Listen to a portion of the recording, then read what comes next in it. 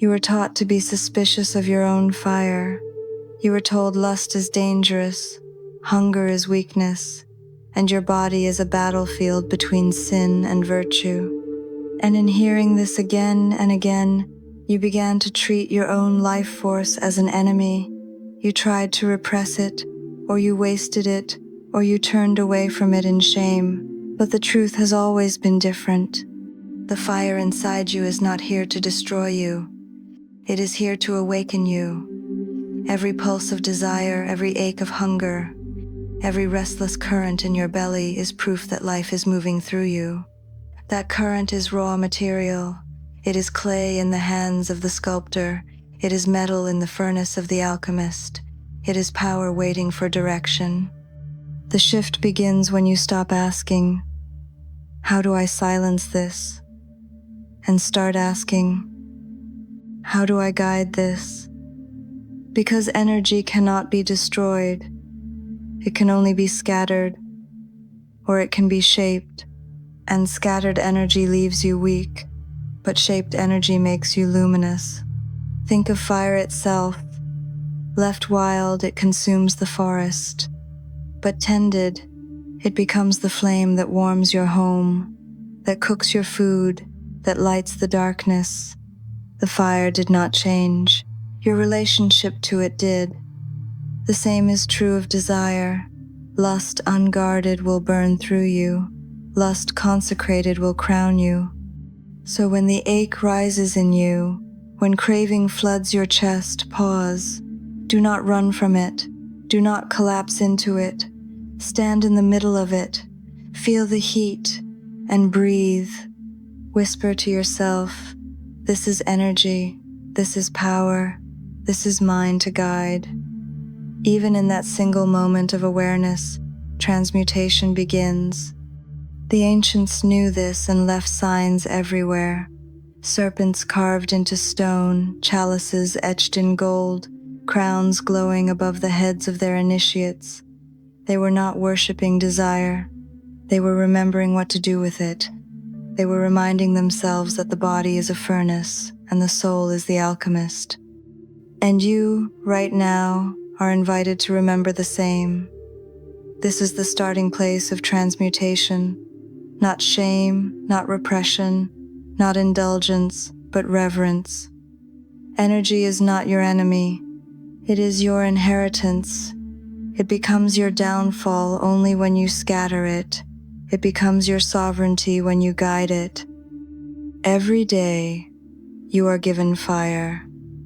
Not once in a lifetime, not once in a season, but every morning when you wake.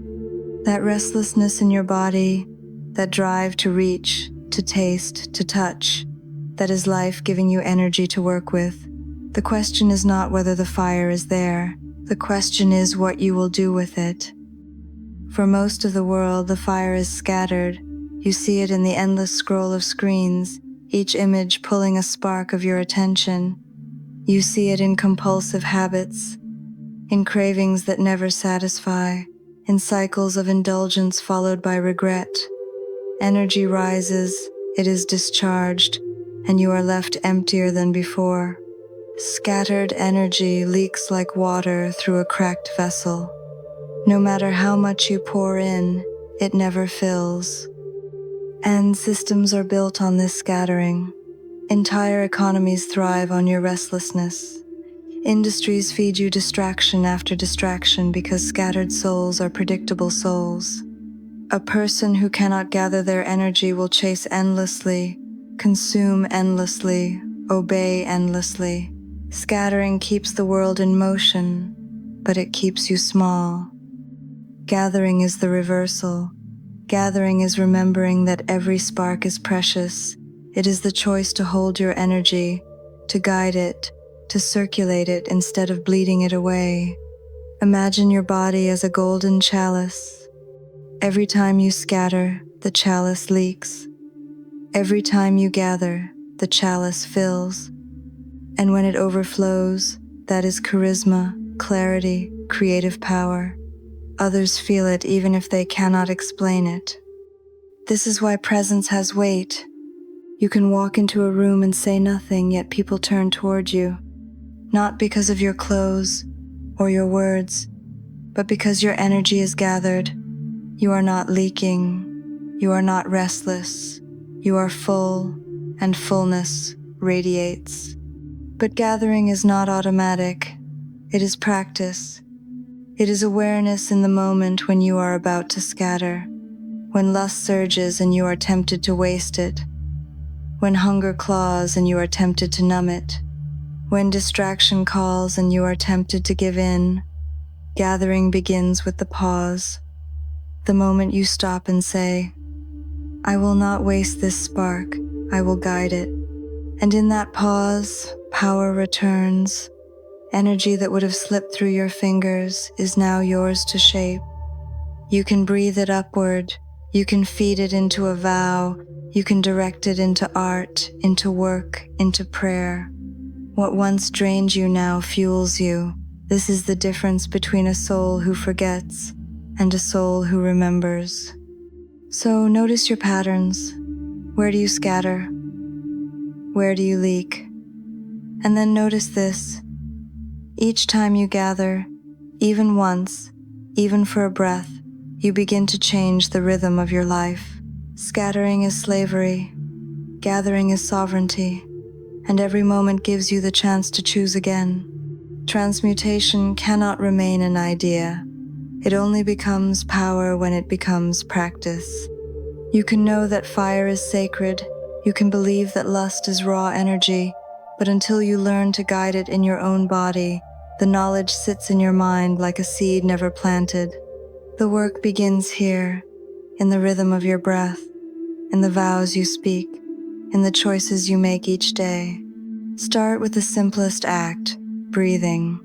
Each morning, before you are pulled into the noise of the world, sit tall. Place one hand over your belly and one hand over your heart. Inhale through your nose for a slow count of 4. Feel the fire awaken at your root, rising like a golden spark. Hold for a count of 4, honoring the flame. Then exhale gently for a count of 6, guiding the current upward past the heart toward the crown. Whisper softly, this fire serves my vow. Do this for 7 breaths, just 7. Each breath carves a pathway. Each breath trains the serpent to rise. Over time, this becomes as natural as walking. You are no longer leaking energy into restlessness. You are gathering it into clarity. The second practice is awareness in the moment of temptation. Desire comes suddenly. The image on the screen, the pang in your stomach, the impulse to reach for something that will scatter you. Instead of reacting, pause. In that pause, place your tongue gently against the roof of your mouth, straighten your spine, and breathe deep into your belly. This is called sealing the circuit. The energy that would have spilled outward now circulates through you. You do not kill the desire, you redirect it. The third practice is vow. Energy without direction wanders. Energy with direction creates. Decide what your fire is for. Perhaps your vow is healing. Perhaps it is love. Perhaps it is creation, service, devotion. Each time you feel the current rise, feed it into that vow. Whisper, this fire serves my healing, or this fire serves my art, or this fire serves the awakening of love in all I do. The vow shapes the current feeds the vow. Finally, transmute through creation. Sexual energy is creative energy. If you stop scattering it, it will ache to express itself.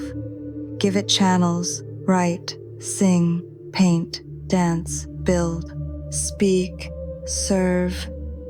Every act born from the overflow of gathered fire is an act of transmutation. It does not matter whether it looks spiritual. What matters is that the current is consecrated. You are no longer pouring it into shadows. You are offering it into light. These practices are not difficult. What makes them powerful is not their complexity, but their consistency. Day by day, breath by breath, vow by vow, the fire that once ruled you becomes the fire you rule. And this is when you begin to feel the shift. Clarity in your thoughts, steadiness in your emotions, radiance in your presence. Transmutation is not a theory. It is the daily act of choosing to gather instead of scatter, to consecrate instead of waste, to rise instead of collapse. Fire without form burns everything. Fire given form warms, illuminates, and creates. This is why vow matters. A vow is the vessel that holds your energy, the container that prevents scattering, the direction that gives meaning to your fire. Without vow, desire pulls you in 100 directions. One day it is lust, another day it is craving, another day it is distraction. With vow, the same current becomes unified. Each spark feeds a single flame instead of 1,000 false fires. Your vow does not need to be grand, it needs to be true. Perhaps, this fire serves my healing, or this energy builds my art, or this power awakens love wherever I walk.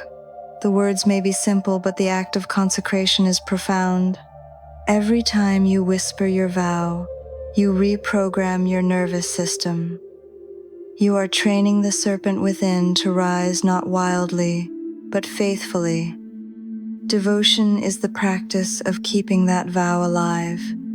It is not only about repeating words, it is about remembering in action. When you are tempted to scatter, devotion calls you back. When you feel restless, devotion reminds you to breathe. When you succeed, devotion directs gratitude upward instead of pride outward. Devotion is the rope that ties the flame to the altar. And here is the mystery. The more you keep your vow, the stronger the vow keeps you. The more you feed devotion, the more devotion feeds you. Over time, the vow is no longer something you say. It becomes who you are. This is the fruit of transmutation, sovereignty. Not the illusion of control that comes from repressing yourself, not the chaos of indulgence that leaves you empty, but the steady flame of mastery. You are no longer ruled by hunger, you are guided by it. You are no longer enslaved by lust, you are crowned by it. Scattered energy makes you restless, obedient, forgetful. Gathered energy makes you luminous, unshakable, sovereign. And sovereignty is not cold isolation, it is radiant communion. A sovereign soul carries so much gathered fire that it overflows as love, as clarity, as presence. Others feel it. The room shifts, the air changes, not because you demand attention, but because light cannot be hidden. This is your true rebellion in a world that profits from your scattering. To pause when others rush, to consecrate what others waste, to walk as temple in a culture of forgetting. Each breath, each vow, each act of transmutation is a declaration. I am not prey to my fire, I am the guardian of it. So tonight, light a candle, place your hand on your heart, whisper, "This fire serves my vow." Feel the current rise, let it crown you. Let it remind you of what was always true, that you were never powerless, never broken, never weak. You were only scattered, and scattered sparks can be gathered again. From lust to light, from hunger to clarity, from scattering to sovereignty. This is the path.